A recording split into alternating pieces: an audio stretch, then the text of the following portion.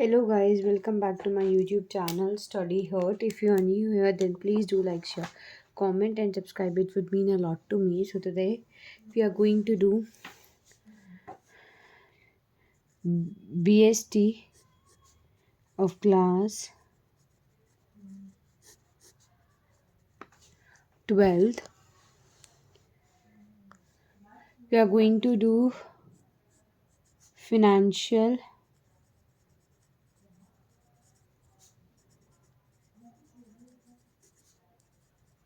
management numericals. So first of all, we will learn what's the procedure to solve the numericals. Then we will take an example from NCRT today only, in this video only. So first of all, we'll be given with EBIT of a company. What is EBIT? It is earnings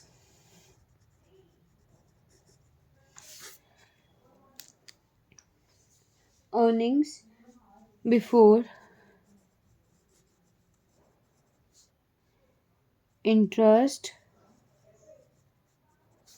and tax. This will be given to us in the question EBIT of a company. If it is not given, then we need to calculate. मैं आपको एक formula बताऊंगी, हम EBIT भी कैसे calculate करते हैं. EBIT जो भी है हम वो लिखेंगे, माइनस करेंगे इंटरेस्ट.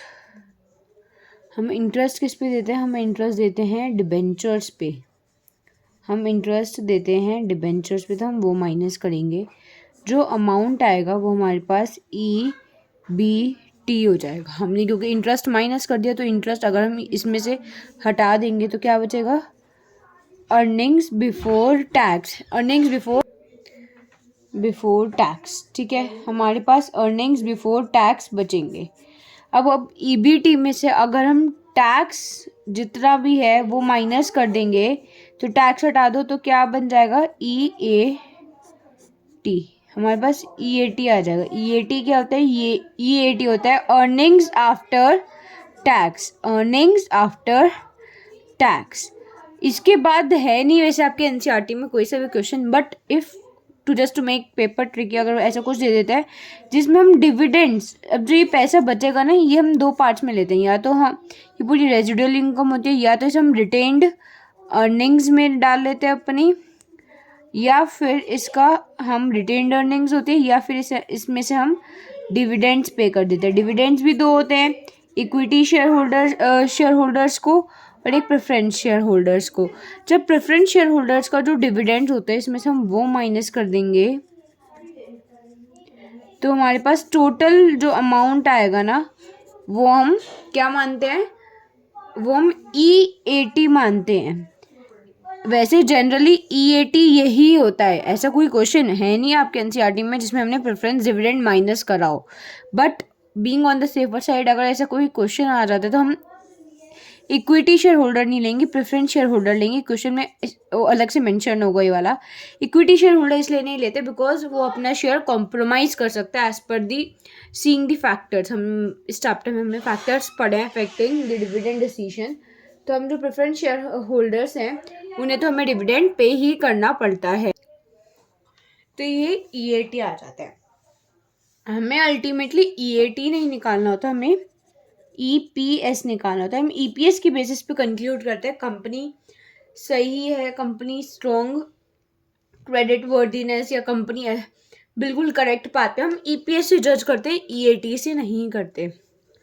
EPS कैसे निकालते हैं? हम निकालते हैं EAT अपॉन में number of shares. EAT upon में नंबर ऑफ शेयर्स. कभी कभार क्वेश्चन में हमें डायरेक्टली नंबर ऑफ शेयर्स नहीं गिवन होते, तो हम वो कैसे निकालते हैं उसका भी एक अलग फॉर्मूला है. ये तो नॉर्मल है, commerce students might be knowing क्योंकि उन्होंने अकाउंट्स में शेयर कैपिटल वाले चैप्टर में पढ़ा है. ये नंबर ऑफ शेयर्स कैसे निकालते हैं? शेयर कैपिटल, जितनी भी शेयर कैपिटल है कंपनी की, दोनों, प्रेफरेंस भी इक्विटी भी, अपॉन में फेस वैल्यू ऑफ शेयर. कितने वैल्यू है एक शेयर की, ये आप लोग जानते होंगे if you are commerce student. आपने अकाउंट्स में ये शेयर कैपिटल में वाला फॉर्मूला पढ़ा होगा. हम इससे ईपीएस निकालते हैं। अब जो मैं बता रही थी कि एक फॉर्मूले में हमें ईबीआईटी भी निकालने को बोल सकते हैं, वो क्या फॉर्मूला है? It is ROI is equal to EBIT upon में total capital into 100। This is the formula. बहुत बार कंपनी वो क्वेश्चन हमें ROI दे रखा होता है, हमें EBIT भी निकालना होता है, तो वो हम इस फॉर्मूले से निकालते हैं। ROI is equal to EBIT upon total capital into 100। अब इसके बेस्ड अपॉन हम एक क्वेश्चन करेंगे NCERT का। This is NCERT example 1। Here you can see this question I am referring. We will solve this question. So in this question we are given with EBIT. अगर नहीं दे रखा तो I have already told you. तो अब इसे कैसे solve करें? Since we know there are 3 situation in this case, first, second, third, तो हम ऐसे ही कर लेते हैं। हम situation 1, situation 2, ये easy रह जाएगा हमें, क्योंकि हमें कंपेयर भी तो करना है किसका ईपीएस ज़्यादा है। तो EBIT तो कंपनी का सेम ही है ना, एक ही तो कंपनी है, सिचुएशन अलग है, बट EBIT तो सेम है, तो तीनों केसेस में 4 लाख। ठीक है, minus I have always told you interest करो। हम पहले एक केस, फिर दूसरा, फिर तीसरा। इंटरेस्ट फर्स्ट केस में नील है। कितना इंटरेस्ट है? नील, तो इंटरेस्ट पे नहीं करेंगे हम। तो हमारा 4 लाख क्या आ गया? EBT। इसमें से माइनस कर देंगे टैक्स। टैक्स रेट है 30%।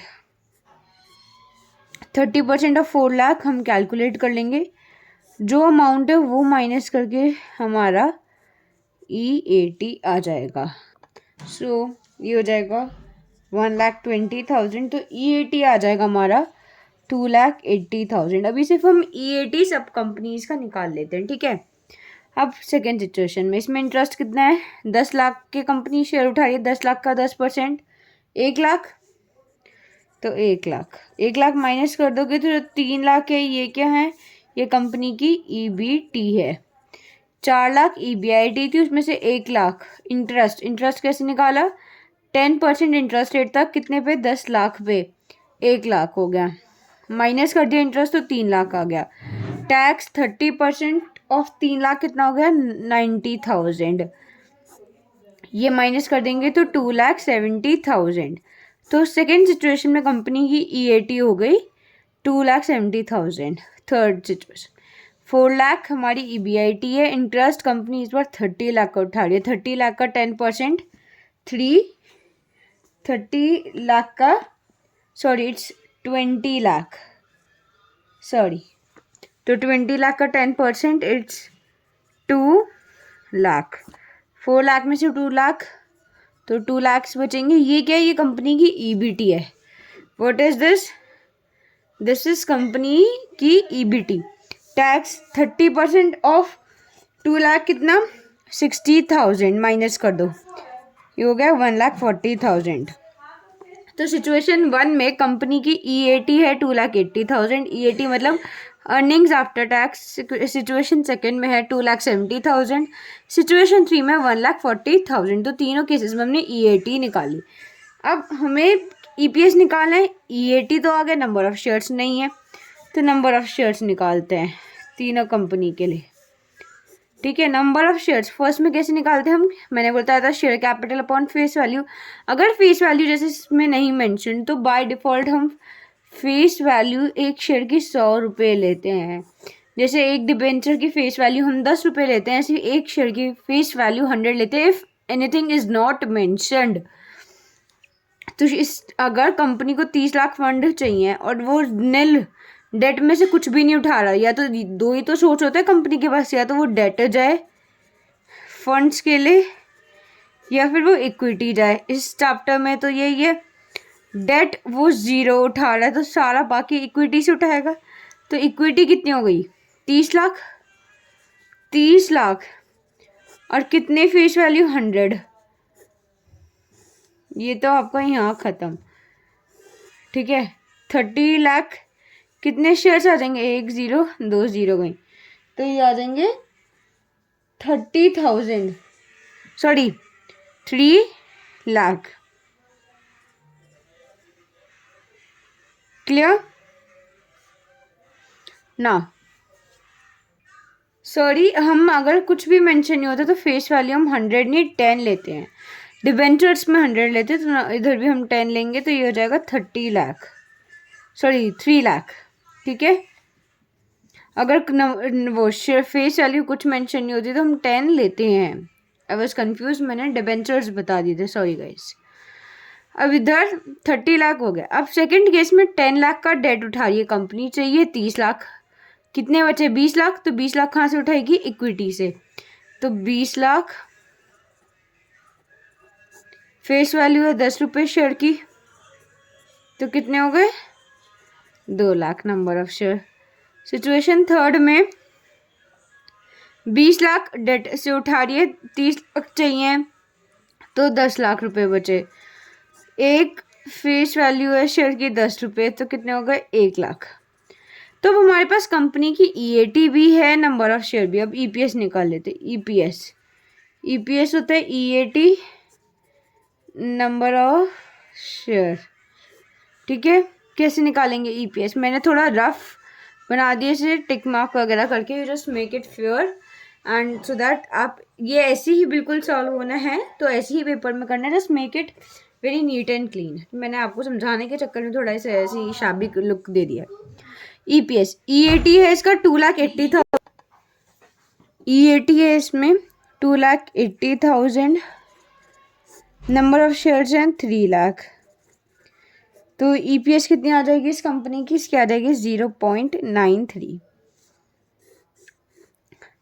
इस केस में कितनी है कंपनी की EAT? 2,70,000. शेयर्स हैं 2 लाख. कितनी हो जाएगी कंपनी की? हो जाएगी 1.05. इस केस में कंपनी की EAT है 1,40,000. नंबर ऑफ शेयर्स कितने हैं? 1 लाख. कितनी हो जाएगी इस बार कंपनी की EPS? हो जाएगी 1.40. तो हमारे पास ये 3 EPS आ गई डिफरेंट. एक कंपनी की 0.93, एक कंपनी की 1.05, एक की 1.40. तो हमें पता है जितनी भी ज़्यादा EPS होगा उतना बेटर कंपनी होगी. तो ये बेटर है किसके कंपैरिजन में? इन दो. मतलब ये कंपनी एक है बट ये सिचुएशन बेटर है क्योंकि ज़्यादा EPS दे रही है कंपनी को. This is only one company x limited.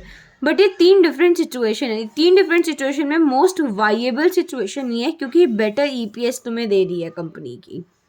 तो this was example 1. Similarly, you can try example 2 at your home. It is like very easy, same ही है, कुछ चेंज नहीं है, बहुत easy है. तो आप ये वाला घर पे ट्राई कर सकते हैं. Moreover, in the upcoming videos, we will be doing most expected and important question based on the numerical. This is as per the latest CBSE sample paper we will be doing. So till then, keep supporting. Stay tuned on my channel. Thank you guys for watching till the end.